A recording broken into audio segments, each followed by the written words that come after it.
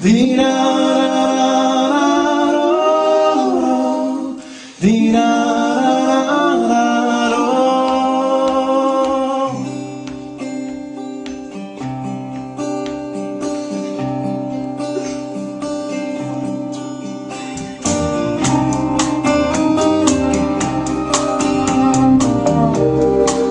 a very old name of Shlomo Kalbach we found about 2 years ago. It's so simple. Just 2 chords, take it to another place. The second you get it, just join us.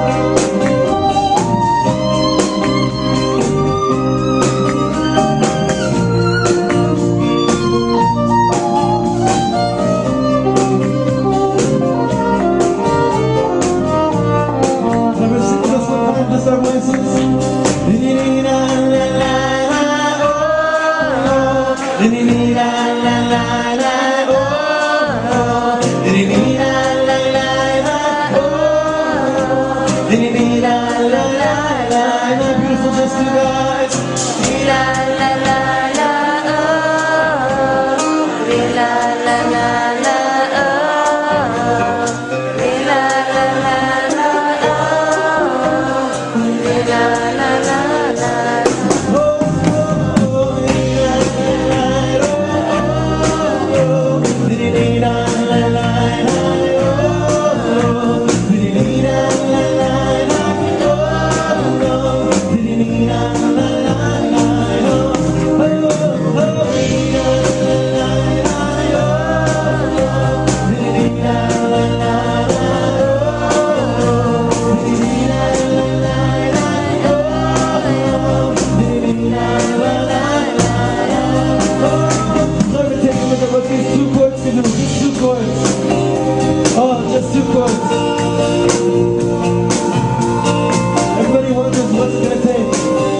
gonna take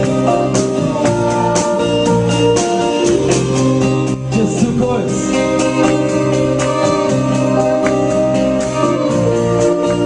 Just 2 words.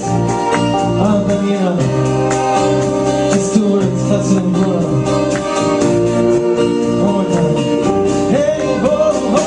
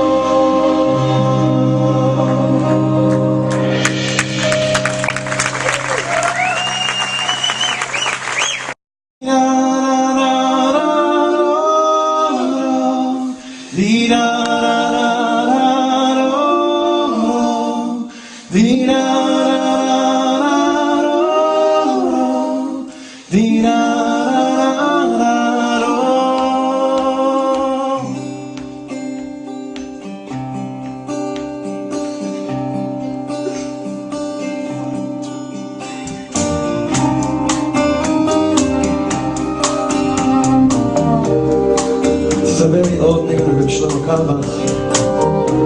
We found about 2 years ago.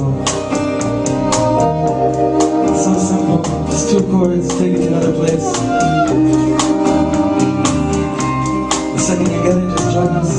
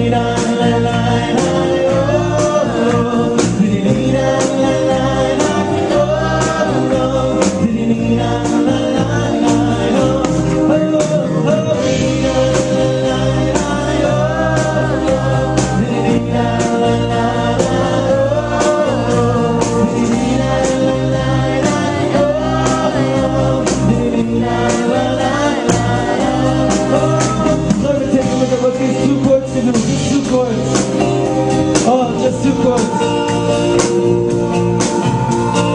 Everybody wonders what's it gonna take. What's it gonna take? Just 2 chords.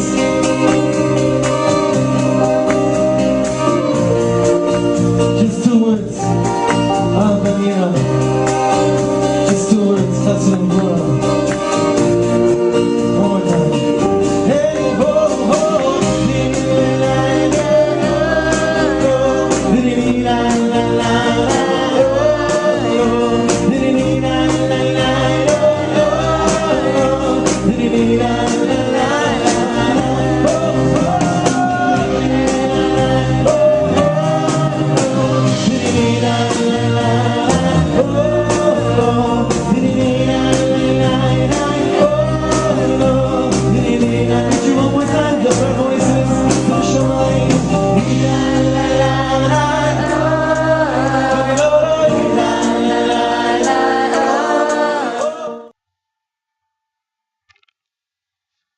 Okay, so good evening, everyone. I'm glad to see you here today.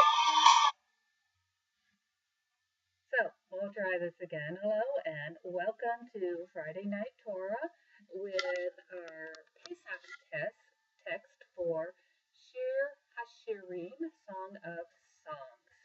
Hopefully all of you have been able to access the 2 texts. I'd really like to use the one at Mechon Mamre, which comes from Israel, and the difference between them is not in the Hebrew text. The difference in them is in the translations. And the Chabad text, the words are changed. So hopefully you've been able to access something. I hope you have one doc, and I hope guests that you've been able to do so as well. I can't simply post a link because the link mode is disabled. So we are not able to do that. And let's see. Okay, so what do we know about this particular text? And what is its connection to Passover? First of all, we understand that in Judaism, all of our holidays, well, not all, but most of our holidays will have a specific text attached to them.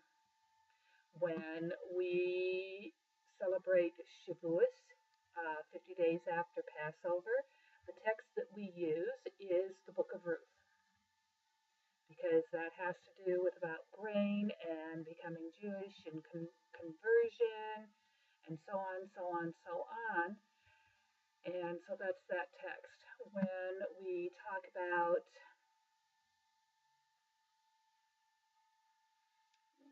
the 9th of Av and we read the Book of Lamentations because that text is appropriate.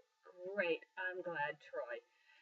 And so we have a text that is, when we do Purim, we read the text of Esther. And so these texts of writings and Koheleth, Ecclesiastics, we do during Sukkot, and Shirim HaShirim we read during Passover. And the rabbis were able to match these texts with these specific holidays because of the information that was in them. Ruth and threshing, Lamentations, 9th of Av, Ecclesiastics, Koheleth, with Sukkot, because life is not permanent, and the only thing that changes in life is change. It's the only guarantee we have that things will change. And so we talk about what is the purpose of the impermanence of our world. So when we talk about Shirim HaShirim, we're talking about Song of Songs, which is an unusual title to start with. What does the title itself even mean? What does it mean to be a song of songs? And we talk about the Holy of Holies, and that is the most holy place in the temple. So is this the most song of the songs? Is that our understanding of this text? Or is it that we are looking at this title, Song Above All Songs, but this particular song is not just one song. It's a compilation of songs. The song above all songs, the best song. Yeah, those are good interpretations. How about the best songs, you know, Judaism's greatest hits. Shir HaShirim, greatest hits of love songs. And the rabbis took this collection of songs and put it to Passover because Passover is seen as a holiday which begins the marriage of Israel to God. And a lot of these pieces are quote, have been determined to be allegorical, but not necessarily. And so many people see this as the love song between the people of God and the, you know, the people themselves, God and Israel. But that's not necessarily the way others have seen it. This is a challenging text, and it's not a simple reading, this particular text. It's also known as Canticles. It's also known as the Song of Solomon, although many historians today say that, and scholars and academics say that this text has nothing to do with Solomon. And yet we learn that no matter how beautiful it is, and even though it borders on erotic, and you might think that there's not such a place for this in the Bible, but the Mishnah in Yadayim, in Washing, in chapter 3, verse 5, says that the entire world was never more deserving than the day on which Shir HaShirim was given to Israel. And why? Because, said the rabbis, all the writings are holy works, but Shir HaShirim is the holiest of the holy writings. Now, some people believe it was written by King Solomon, others don't. The rabbinic understanding of this from the 1st and 2nd century is this text is a metaphor for the relationship between God and Israel, God playing the role of the man, Israel playing the woman. And this is a common metaphor that we see throughout the biblical text itself, a relationship between God and Israel. We have it described as a marriage, with the revelation at Sinai being the wedding, the ketuvah being the Ten Commandments. But this imagery is very deep and very in-depth, very, very in-depth. Now, if we look at the very first line, okay, where is it? Where did the first line go? Here we go. On the Chabad site, it says Shir HaShirim Asher Lishlomo, which Chabad has translated as the Song of Songs, which is of Shlomo, of Solomon. However, in another text, another prophet, Rashi, who was our medieval commentator, says that the rabbis taught in the Talmud, again in Shavuos 35b, that every place that this text says Shlomo, it refers to the Holy One. It refers to the king to whom peace belongs. So because we are talking about God as being the king to whom peace belongs, then we are viewing this as the song above all other songs. This was sung to God by his congregation and by his people, the nation of Israel.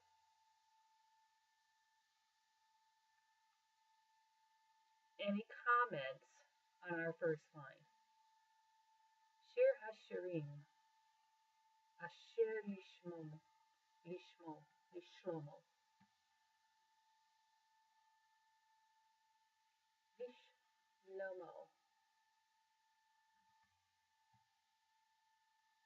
No comments? No questions? And every verse, every little piece is fraught with meaning. It's not poetry in the sense that we know Western style poetry, because Hebrew poetry in this period that we're looking at usually was like 3 or 4 bytes, and we use much less, many less words to convey the idea. You know, we say Shlomo, the one who brings peace. Well, that's Shlomo, one word, or he who brings peace is obviously more than 1 word, right? It could be for Shlomo as well as to Shlomo. So are we talking about Shlomo the man? Are we talking about God as Shlomo, the king to whom peace belongs? There's a lot of gray area in these translations because this began as an oral tradition, and the Masoretes were the first ones who broke the text up into what they believed was the right amount of beats and the right amount of notes and so on, and then created the cantillization based on what they knew as the oral tradition. King James wrote a beautiful text, but he kind of messed with the translation. And there are a lot of translations out there today. So we continue on and we read Ishkeni min shikot pihu kitovim dodecha mayin miyain. Let him kiss me with the kisses of his mouth, for your love is better than wine. For kitovim, for good, dodecha, your love is good, better, your love, miyain, than wine. Let him kiss me with the kisses of his mouth. Because of the fragrance of your goodly oils, your name is oil poured forth, which is also commonly known as green oil. It's pure oil. It's fresh oil. It's not just old oil. And therefore, the maidens loved you.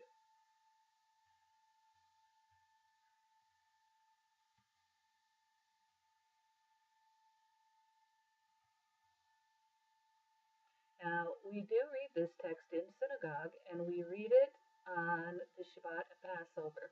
So if any of you had an opportunity to go to shul this past weekend, on Shabbos, you would have heard this text read. And at the very end, I have a brief reading of this so that we could take a look at it and hear how it might have sounded. Now, one of the commentators is Gersonides, and Gersonides was born in 1288 in France. He was a philosopher, a Talmudist, a mathematician, an astronomer, astrologer, and he is known as his abbreviated name of Ralbag, R-A-L-B-A-G, Ralbag. And so we have him, and he was a very important philosopher who did a lot of commentary on this. And we want to take a look at the idea of the woman. You know, this is like a major song, a collection of songs, and when we think about the wine-sweet kisses and the fragrant aromas of oil And this is all done before the woman of this piece addresses the husband. And she, let's see, I need to go back to chapter 1. She says, draw me. This one comes from the Mechon Mamre text. Draw me. We will run after thee. The king has brought me into his chambers. We will be glad and rejoice in thee. We will find thy love more fragrant than wine. Sincerely do they love thee. Now, you notice the little P, the capital P, in the brackets after that line. What that P is telling you is that there is a change in topic. There are two marks in the Torah that denote spacing. The first is the P that says, okay, new paragraph, change of topic. The other one is an S, which means new paragraph, but the topic stays the same. And so we're going to get a new paragraph here, and the topic is going to change. So we move to line 5 in the Machon Mamre text and says, I am black, but comely, beautiful, O ye daughters of Jerusalem, as the tents of Kedar, as the curtains of Solomon. I am black as the tents of Kedar, as the curtains of Solomon. And in the Chabad text, it reads, I am black, but comely, O daughters of Jerusalem. Then an apostrophe, or a exclamation point, then it kind of continues. Black, as in like the tents of Kedar, like the curtains of Solomon. So she's saying she's dark. And yet, we have not met these daughters of Solomon, these daughters of Jerusalem. Verses 1, 2, 3, and 4 are the girl, the woman, speaking to whom? The text is not clear at all. Who do you think that the woman might be speaking to in verses 1, 2, 3, and 4, those particular lines?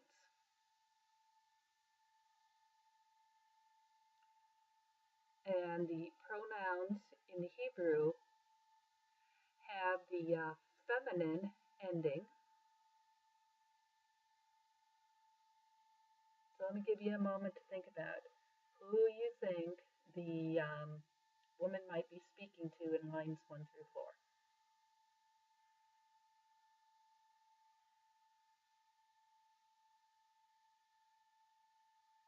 Let's see what comments you have on that. Because by the time we get to line 5, it's clear she is speaking to the daughters of Jerusalem, which is why we've had that shift in topic. So what do you think, Troy? Or Doc? Who do you think the woman is speaking to? You can look at either one of the two texts.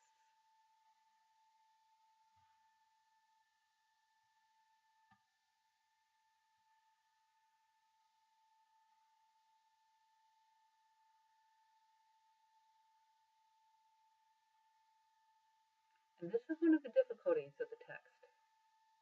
Okay, so you think she's speaking to the groom in the first lines.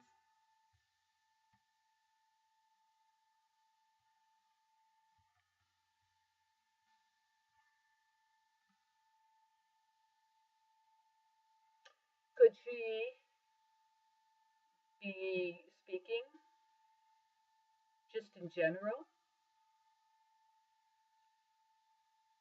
In this ancient text, chances are it was not written down at that time because it started life as an oral text. Could she be like sitting in her garden talking?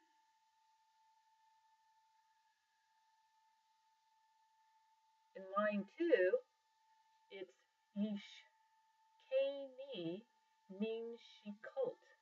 Let him kiss me, pihu. If I was talking, my beloved, I would not say, oh honey, let him kiss me with the kisses of his mouth.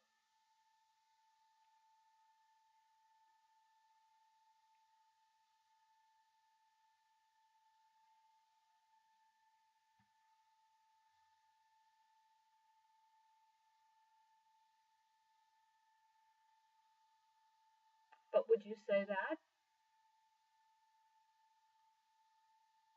If you had, your beloved, would you refer to your beloved in the third person like that? Troy, would you say, let him or her kiss me? Let their kisses, let his kisses or her kisses. Yeah, she could be singing to others about him. Could she be talking to herself? If she was sitting and maybe working on linen, could she be speaking with herself?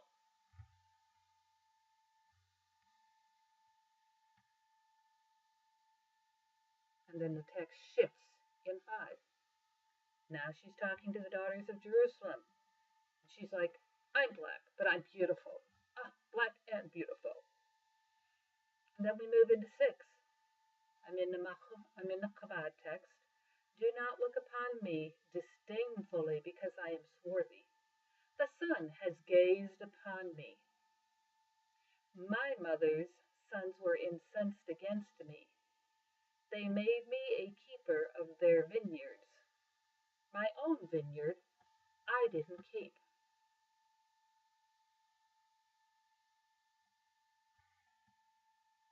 So we see the implication that she's like, not that she's black as in black, but that she's dark as in probably sunburned and suntanned from working her brother's vineyards. And it's implied that they kept her so busy she had no time to work her own vineyard. And so it gives us the idea that perhaps she's a country girl. She comes from outside the city, and the Jerusalem women are looking down at her because of her darkened skin. Like, must be a peasant in the fields or something. Because the goal is for women to have beautifully white skin, soaking in milk baths, and that would have been common then, as it is today. Although many women believe in suntans today, the white skin is still the ideal. And you wear hats and suntan lotion to protect your skin, and so on and so on. Now we get into line 7, and it looks like she's asking, where is he? Tell me, whom my soul loves. Where do you feed? Where do you rest the flocks at noon? For why should I be like one who veils herself besides the flocks of your companions? We've shifted again. Line 7, she's no longer talking to the daughters of Jerusalem. She's talking to thou whom my soul lovest. Where do you feed your flocks? Where are your flocks resting at noon? And 8, if you know not, O thou fairest among women, now we get the groom talking, go thy way forth by the footsteps of the flock, and feed thy kids, as in goats, baby goats and sheep, not children, besides the shepherd's tent. So, what are we implying? If you do not know, O fairest a woman, should she know? If she's the beloved, should she know where he grazes his sheep, his cattle, his goats? What do you think?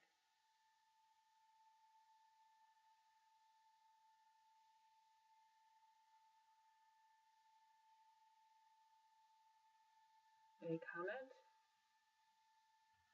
If you were seeing someone, would you expect that someone to know? where she is?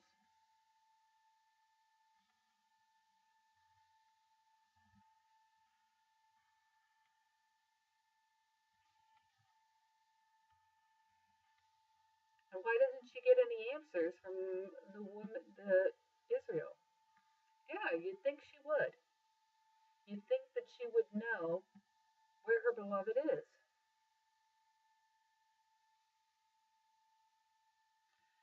And we have these lines, 5 and 6, in the middle, where she's turned to the daughters of Jerusalem and says, I'm black.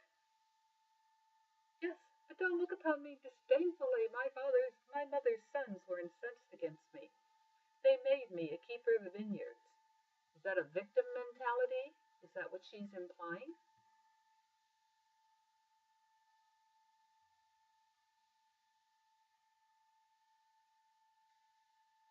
But she doesn't seem to ask any questions of these women. She was exploited perhaps as a child. She speaks to these women and tells them about her coloring, doesn't ask them at anything, and then suddenly we have her talking to her beloved and him responding to her.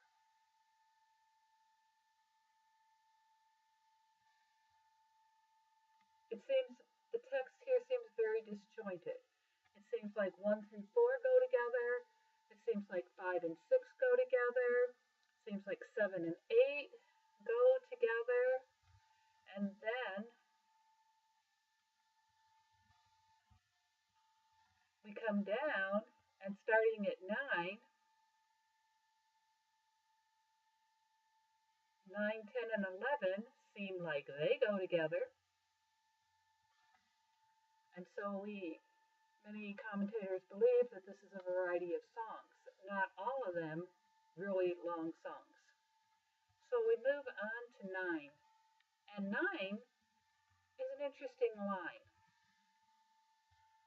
Because when we look at 9, in the Mechon Mamre text, it says, I have compared thee, O my love, to a steed in Pharaoh's chariots.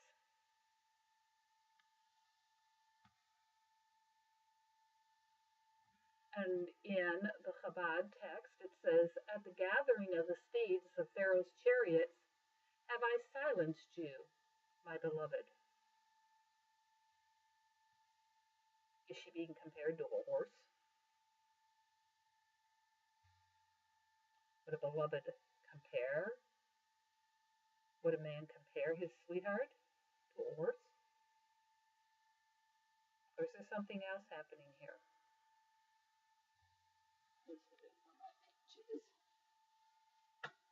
I have a text.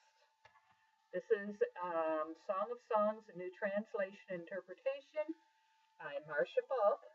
If you don't have this one, this is a great text. And I had made a highlight on that particular line because I really was, okay. And this author, Marcia Falk, also believes that this is a puzzling image comparing a woman to, oh, wow, yeah. I really didn't get that up too well, did I? Song of Songs by Marcia Falk. Okay, and Marcia Falk says that this is a particularly puzzling image because only stallions, never mares, drew the chariots. But Egyptians' enemies would set mares loose during war to drive the Pharaoh's stallions wild. Because stallions like mares. And so if only stallions drew chariots, the enemies would let mares loose into the field and they would be distracting. So this really is the crux of this particular metaphor, according to Marcia. And she is saying the woman is simply not just a beautiful creature, but she is as alluring among the stallions.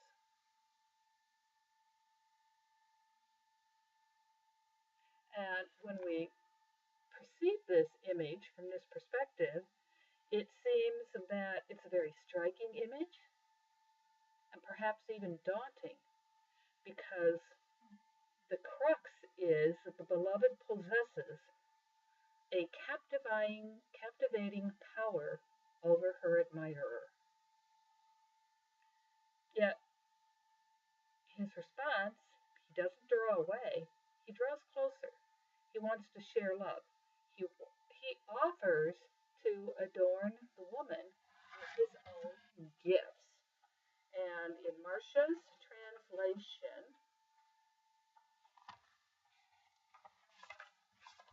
she reads those gifts as, I'll adorn you with gold and with silver bells, your cheeks framed with braids, your neck traced with shells. And in the Chabad text, we see your cheeks are comely with rose, your neck with necklaces. We will make you rows of gold with studs of silver. And in Mechon Mamre says, thy cheeks are comely with circlets, thy neck with beads. We will make thee circlets of gold with studs of silver.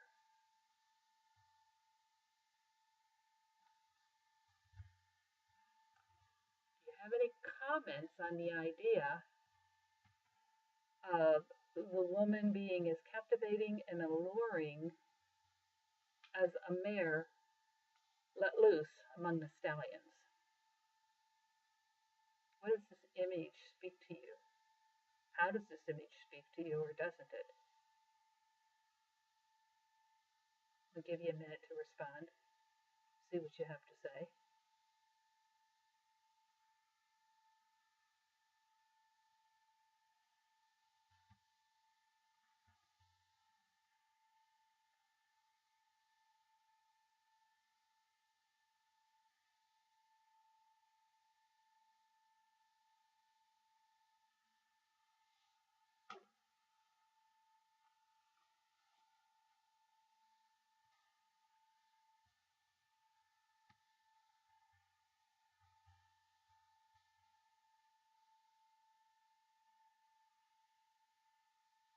Okay.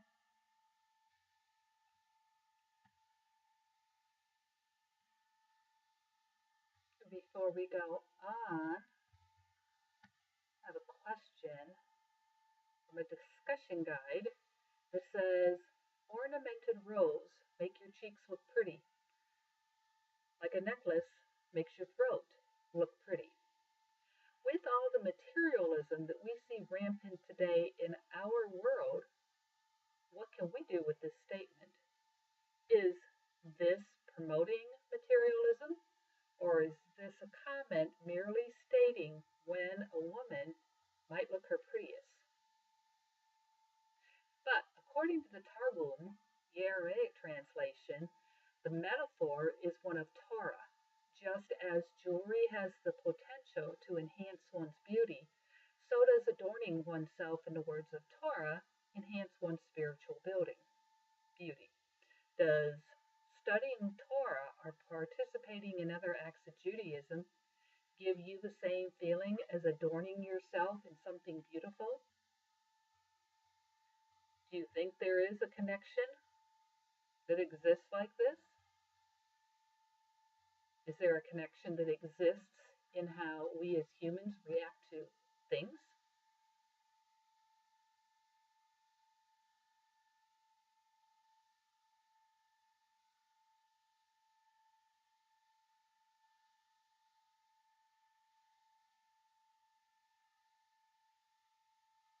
This is part of the allegorical level that we would be looking at. Racasanides, who was our philosopher back in medieval France in 1288. These are his thoughts brought forth in to the present with materialism.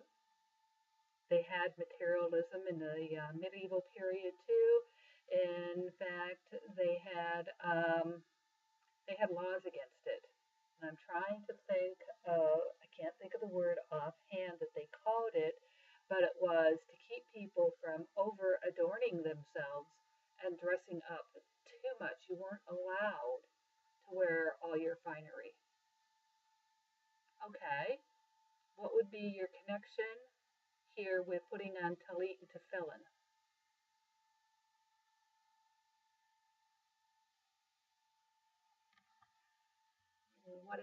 What is your connection there? Okay, studying Torah. So do you get the same feeling from putting on a talit and kippah and tefillin that you might get from adorning yourself in order to make yourself the handsomest? Okay, well, that's a closeness to God. But what about adorning yourself to improve?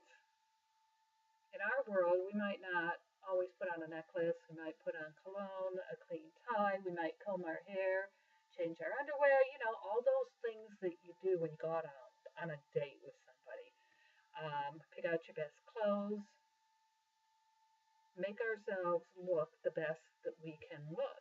If we're making ourselves look the best we can look, is there a spiritual level when we adorn ourselves with Torah and our study of Torah that makes us shine and makes us more beautiful on a spiritual level?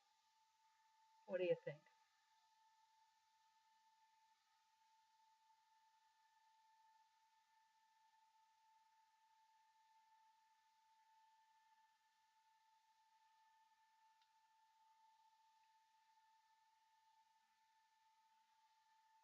Any ideas? Any additional comments?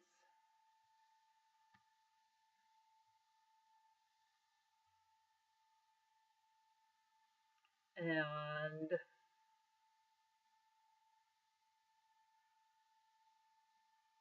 what about the idea that the entire text, Shir HaShirim, is love poetry?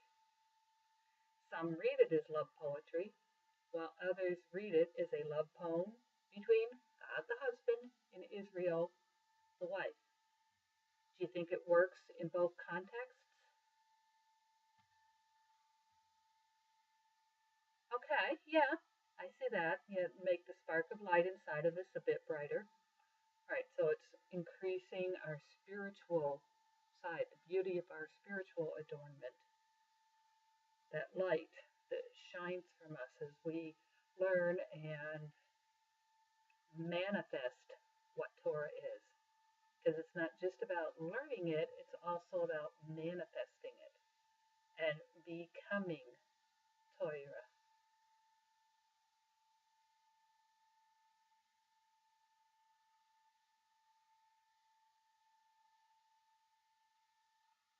So what understanding of this text would you be most comfortable with? The idea that it is just erotic love poetry that got put into the canon because the rabbis of the Talmudic period attributed to, as a writing of Solomon, like Koheleth, like Proverbs, and so on? Or do you see this more as the allegorical reading of God as husband, Israel as bride?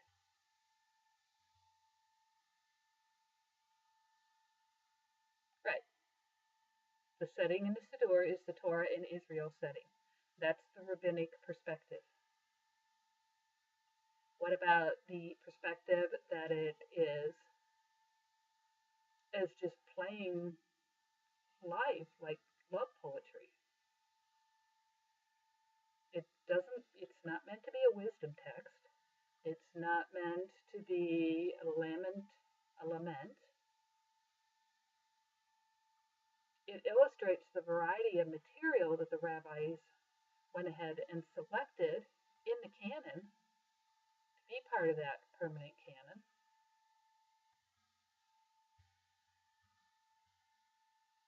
It could be. Many people think that it was originally compiled as songs at a king's wedding.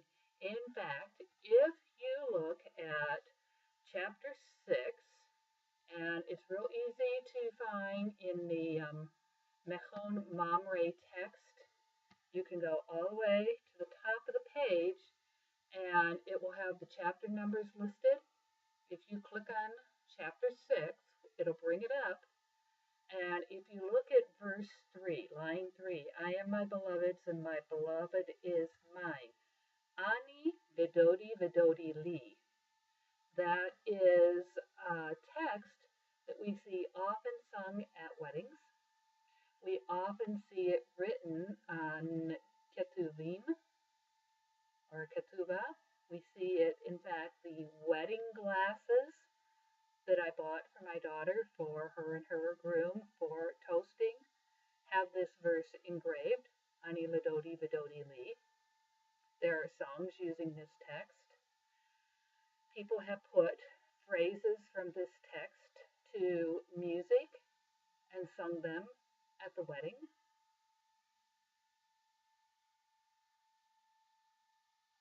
And some people think the text is kind of the story between Solomon and one of his many brides, this one being a country girl. So there's a lot to think about in this text and a lot of interpretation possible.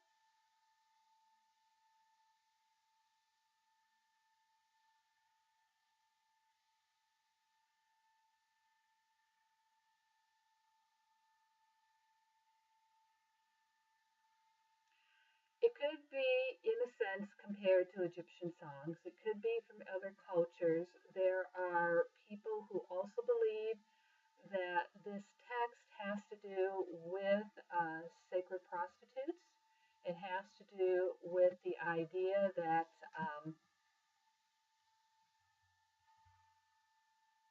women, the pagans, had sacred prostitution, they had sex in the temple.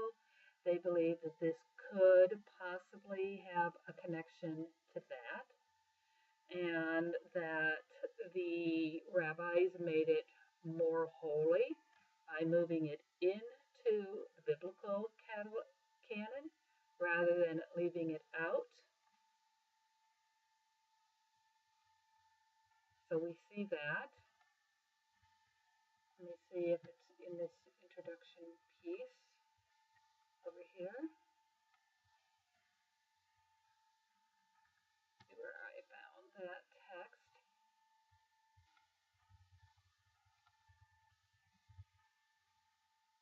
Okay, there are people who also believe that this song was written by Solomon for the Queen of Sheba, who they believe to be Ethiopian.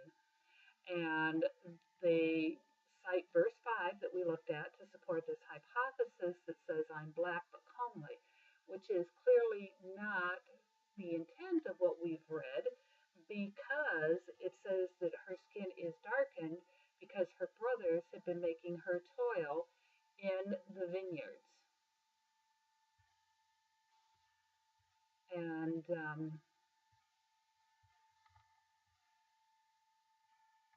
there are a lot of poetry and a lot of songs in the ancient world, and this could have connections to them. Most likely it would have come from the Canaanites, because a lot of what we see in the Torah has to do with changing the Israelites' behavior from that of their neighbors. So we were putting boundaries and so on around. Perhaps we could also view this text being included into the canon as being one way that the rabbis could put a fence around erotica and sexual literature and give it a sense of holiness instead of temple prostitution. Suddenly now this has become as sacred as the Holy of Holies. And we read this at Passover when God is courting Israel, metaphorically, and we're taking the long way to the bridal path at Mount Sinai, where then we receive our ketuvah and repeat our marriage lines.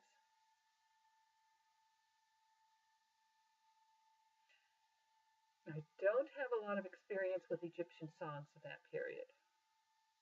I haven't done research on that, so I couldn't answer that, but I would hypothesize that, that is a possibility, because we're talking about a unified world where these cultures intermingled with each other, and they came and moved around, and the Egyptians would travel through Canaan because it was the land and along the pathway, and the Assyrians came that way, and Israel as we know it today was just like a little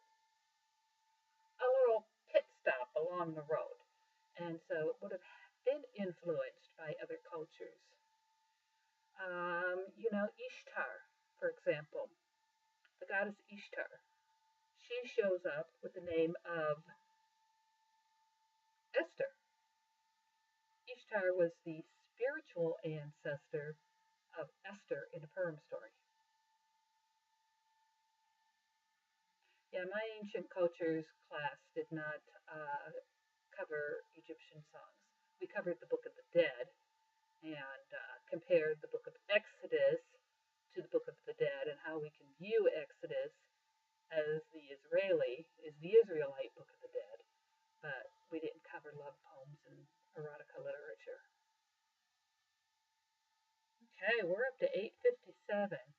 I'll give my quick donate spiel that says, put another nickel in that little pushki tin. Donate, donate, donate. Only today's market says a shekel for our purposes is worth a $5 bill. So if you think you've received $5 worth of value, please feel free to push the donate button and add your money, because that is how we are supported. We work only on donations and grants, so we need the support of our community.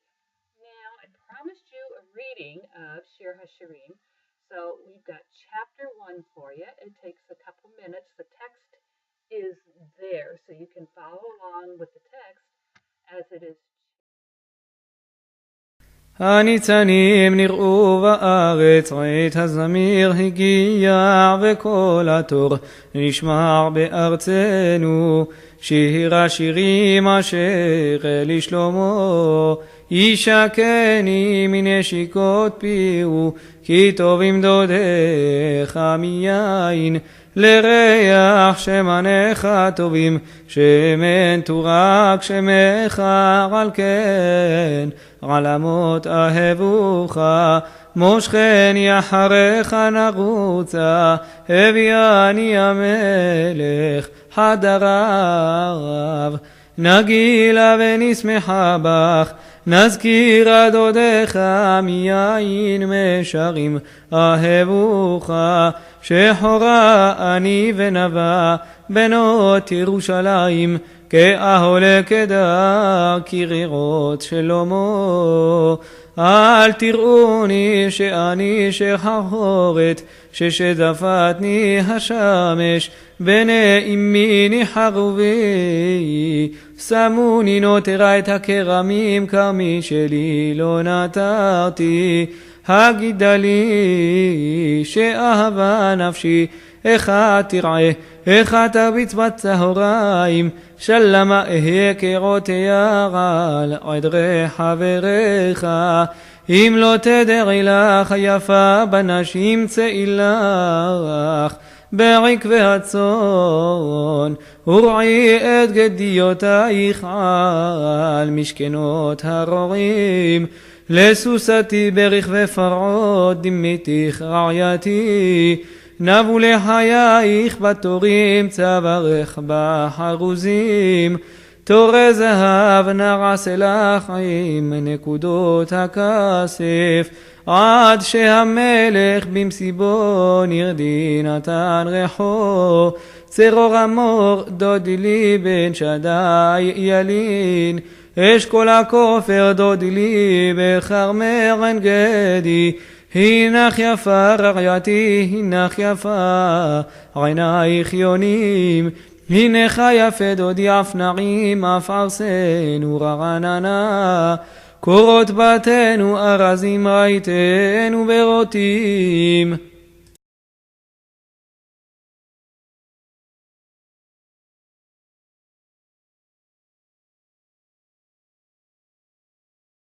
הניצנים נראו בארץ עת הזמיר הגיע וכל התור נשמע בארצנו שיר השירים אשר לשלמה ישקני מנשיקות פיהו כי טובים דודיך מיין לריח שמניך טובים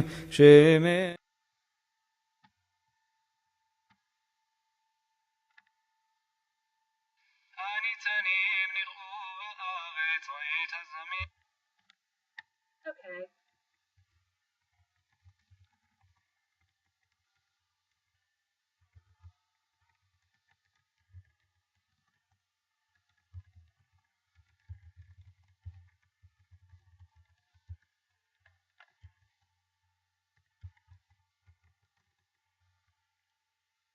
Okay, so how did you enjoy the sound of it? Did you pick up on the words? Did you pick up on the meter? It is, Troy, it really is. That was all chapter 1. You can hear the rhythm in there, you can hear the rhyme. There's a lot of the cha ending, there's a lot of the e, like li, pituli, and so on. Shir im, you hear those long e sounds. So it is really beautiful when it's chanted. A friend of mine, you may have heard of her, Rabbi Shefa Gold. She has put out a beautiful translation, and it's on CD, and it's she recites it with her partner, and yeah, some of the words, some of the endings. I picked this particular piece off of YouTube, and he also has the rest of the chapters in there. And let me see.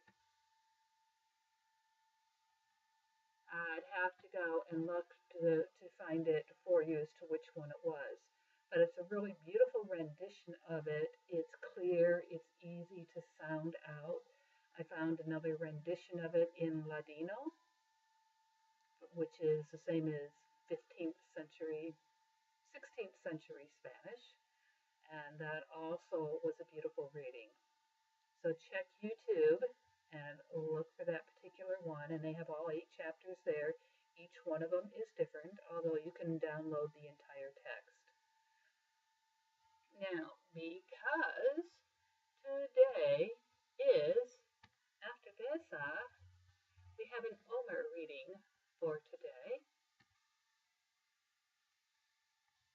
And let's see, where are we today? We are on night 7. And for those of you who are not familiar, we count the Omer, which is a measurement of wheat, and we count it every evening after nightfall, from the second night of Passover all the way up to the night before Shavuos. And so we are on week 1 on the 7th day of the Omer. And we use our standard blessing, Baruch atah Adonai Eloheinu melech haolam, asher kiddushanu b'mitzvotav v'tzivanu al, and here's where it changes, Siferet HaOmer, the counting of the Omer, and then this is the 7th day of the 7th day of week 1. Now, if you do this in Kabbalistic, we have, okay, let me see if I can find one for you. We have it counted as the the Siferet.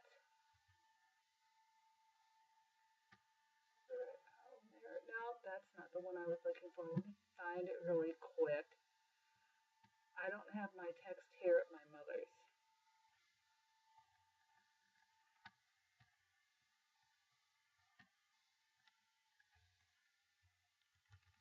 Counting.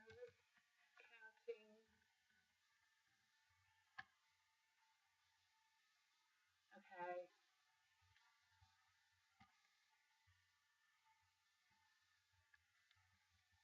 It's a spiritual day. Okay, today, our week this week is Chesed. So day 1 was the Chesed of Chesed. Day 2 is the Gevurah of Chesed. Day 3, the Tiferet of Chesed.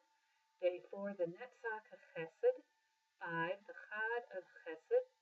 Day 6, the Yesod of Chesed. And now, the crowning day of the week, we have the Malchut of Chesed.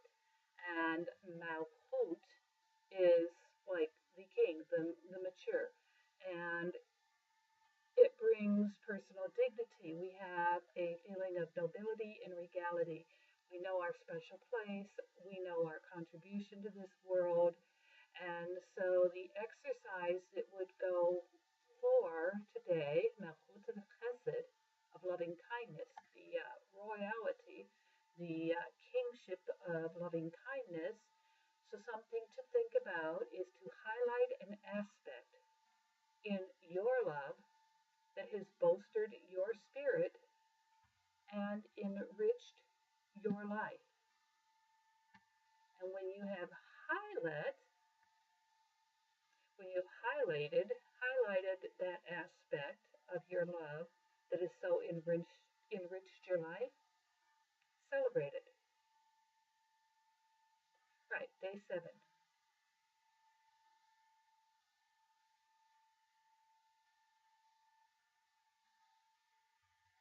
So today is day 7 of the first week of the counting of the Omer. And Omer counting is a spiritual journey. It used to be in the agricultural period that our ancestors counted to the harvest. Now we count as a spiritual journey to the giving of Mount Sinai. And I see that we are out of time, so I am going to end here. And we will resume with our regular Torah talk next week. I hope you have a good week, and